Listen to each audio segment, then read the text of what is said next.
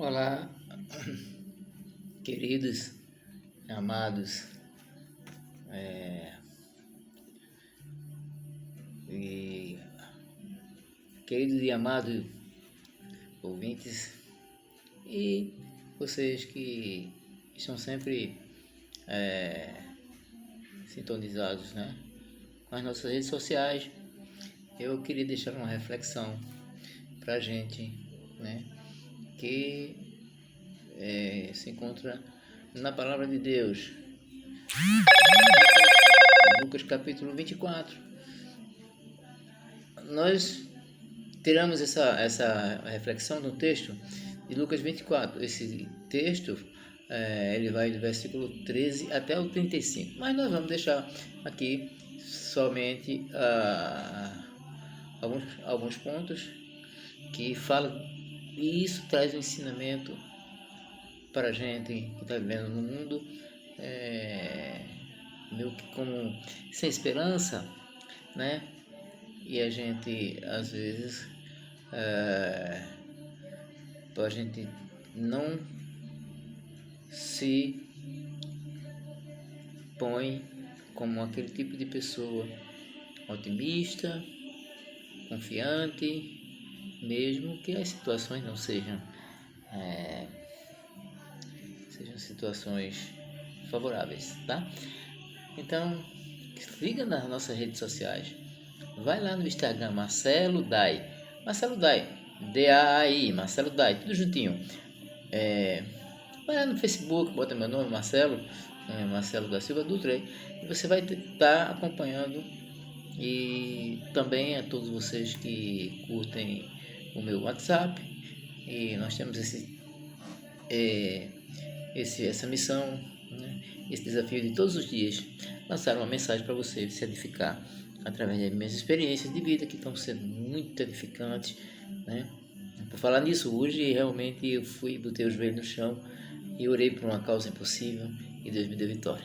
E eu quero dizer para você, mesmo que a gente esteja pensando que é impossível, é possível sim quando a gente bota o joelho no chão, porque para Deus nada é impossível. O texto diz, Lucas capítulo, diz que havia dois amigos, né? E eles estavam, um dos discípulos, dos muitos discípulos, né, que Jesus tinha, além de seus 12, mas Jesus tinha, a Bíblia fala que Jesus tinha um grupo de 70 também, e talvez seja se eu não me engano, o nome dele é Cleófas. Ele estava caminhando com um amigo e no versículo 15, né, ele fala que no caminho de Emaús começou ali uma conversa. E de repente Jesus, já ressuscitado, começa a caminhar entre eles. E eles começaram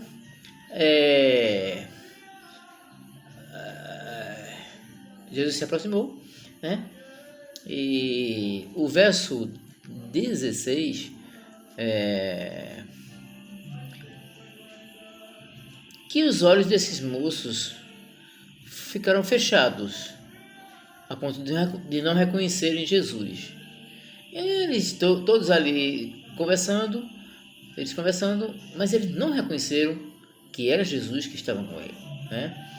E a Bíblia diz aqui no versículo 17 que eles andavam cabisbaixo, sem esperança, pelo fato de o advento, né, da morte de Jesus Cristo ter acontecido naquele final de semana, numa sexta-feira. Por isso eles estavam muito tristes, né?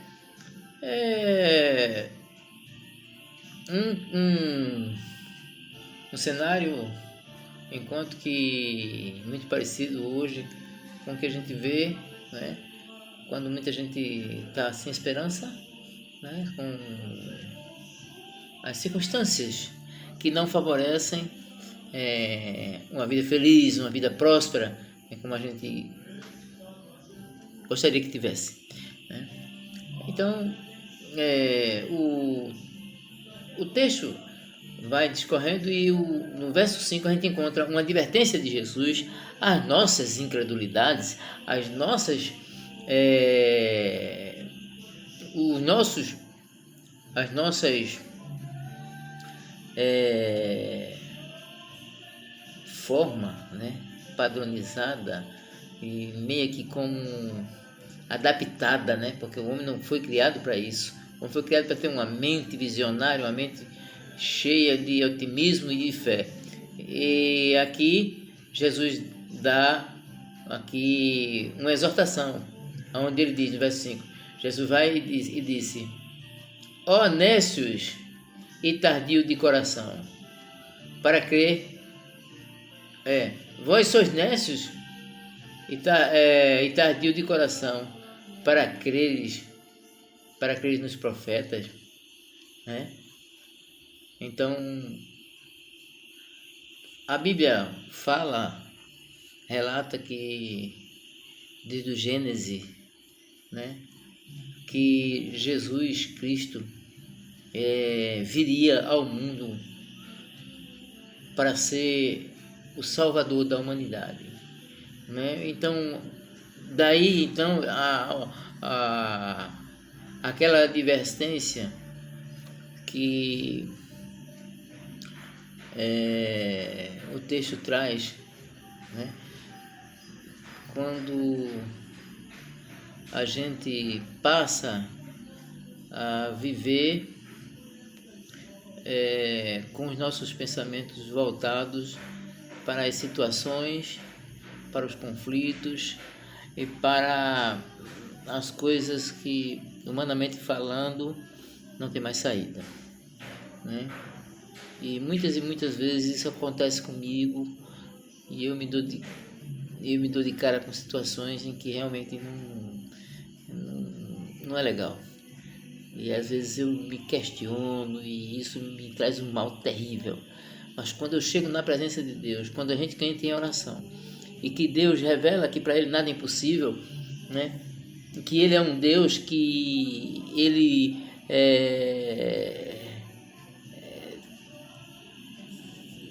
ele age contra a razão, ele age contra a própria razão, a ponto de ter esperança naquilo que a razão humana vê como impossível, e a gente vê as situações mudarem de repente, porque a gente escuta e vê e olha para a palavra do Senhor, né? Então, eu gostaria de motivá-lo,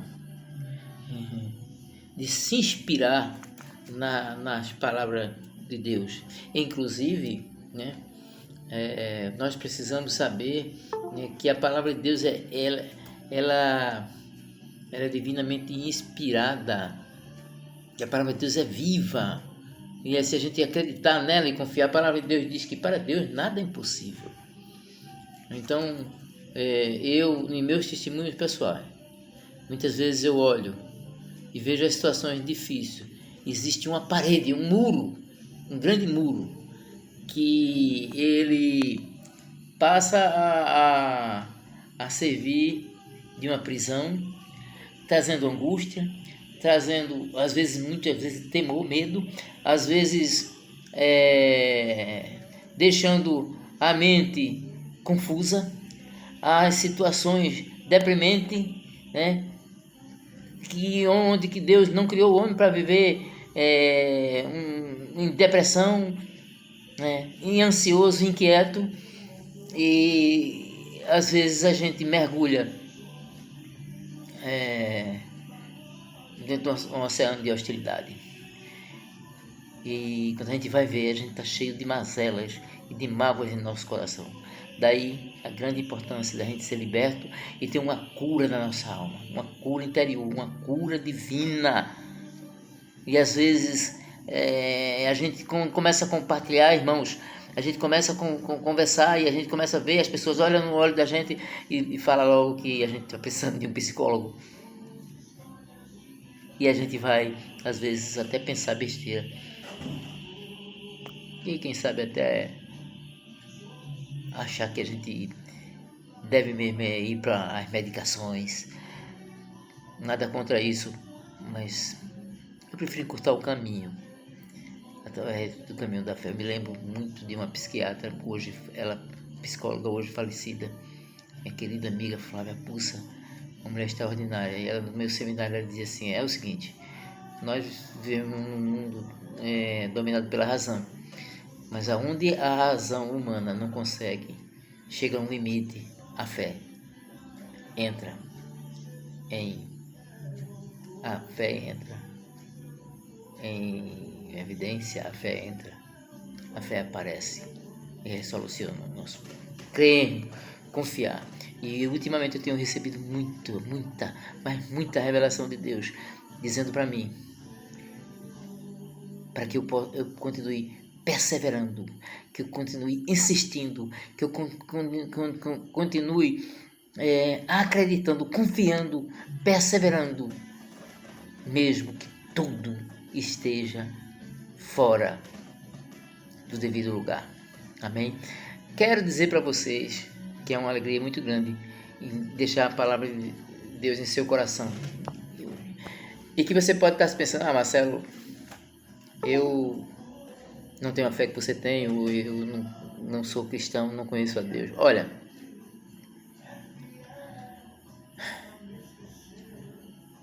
eu falo igual a Jó, eu conhecia Deus só de ouvir falar. Hoje eu vejo Deus mais claramente, porque eu achava que a minha situação era cômoda, mas chegou um tempo e Deus tira tudo de perto de mim. De repente minha família se afasta de mim. E eu, depois de muitos anos, viver um quadro neurótico, psicótico, né? E sofrer uma certa discriminação, né? Como uma pessoa, Deus tinha uma pessoa que não teria perspectiva de futuro. Quando Deus dizia para mim: em vez de vergonha, eu lhe darei dupla honra. E Deus está me fazendo. Hoje eu recebi uma vitória maravilhosa, uma restituição. Eu fui para a igreja, orei, eu apresentei isso 2 vezes na presença de Deus. Eu vinha orando, mas eu orei com mais intensidade. Quando eu cheguei no final da tarde, tudo certo, e a vitória chegou. Esse é o Deus que eu confio, eu creio, né? Eu digo para você, não faça igual esses 2 discípulos que andavam se questionando. Cuidado com seus pensamentos, cuidado com seus questionamentos, cuidado com a sua razão humana, cuidado com a sua própria consciência, cuidado, né, para que ela não leve você à falta de esperança e à incredulidade que afasta o homem de Deus. No verso 7, né, a gente vê um texto dizer, Jesus diz: olha, começando por Moisés até todos os profetas, Jesus explicava ali o que dele se achava em todas as escrituras. Quer dizer, começando de Moisés, passando pelos profetas, a Bíblia explica, né, que o que se diz a respeito de Jesus na própria palavra de Deus, na própria escritura. Então, não tem o que se preocupar. Descansa no Senhor, acredita, porque Jesus é o Deus de esperança. Portanto, nunca, mas jamais perca a sua esperança. Jamais seja uma pessoa que limita o poder de Deus através dos seus pensamentos, da sua mente. A mente quer saber de tudo, a mente quer questionar tudo, a razão humana quer saber de tudo. A Bíblia diz que a gente vive pela fé, crê no Senhor. O texto de Lucas diz que aqueles 2 homens não criam. E quando se vê que no capítulo 24 de Lucas, que as mulheres que foram até o sepulcro de Jesus. Estavam atemorizadas. E os discípulos, eles não creram. Né? Você for no verso 5, você vai ver que essas mulheres, no capítulo 24, e no verso 11, que nenhum daqueles discípulos creram no que aquelas mulheres noticiaram, falaram a respeito da ressurreição de Jesus. Amém? Jesus ainda é o mesmo. Ele é o Deus de toda a terra. E tudo que Ele te prometeu para a tua vida, Ele vai te dar. Amém? Creia nessa palavra e receba tudo aquilo que Deus tem para a sua vida. Pode ficar tranquilo. Durma em paz. Durma tranquilo. Sossegue. Tenha fé. Acredite que a tua vida, a tua história vai mudar. E que tu serás uma bênção aqui na terra. E a tua família será preservada pela bondade e pela misericórdia de Deus. Deus de misericórdia. O Pai das consolações. O Pai das misericórdias. O Deus das consolações. É o Deus que vai consolar o nosso coração. Deus abençoe. Senhor, muito obrigado por mais um momento de reflexão. Deus, eu não sei, mas eu sei que tem pessoas que estão sem esperança e sem fé em Ti. E sobretudo pessoas que não têm Jesus, que estão a ponto de separar da sua família, a ponto, Senhor, de cometer loucuras, ó Deus, porque não conhecem a Jesus. Mas que Tu repreenda o espírito da violência e que o Senhor liberte, cure, salve, transforme e faça com que cada pessoa tenha um encontro com o Salvador Jesus Cristo, o Deus de toda a terra. Em nome do Senhor Jesus. Amém. Deus abençoe.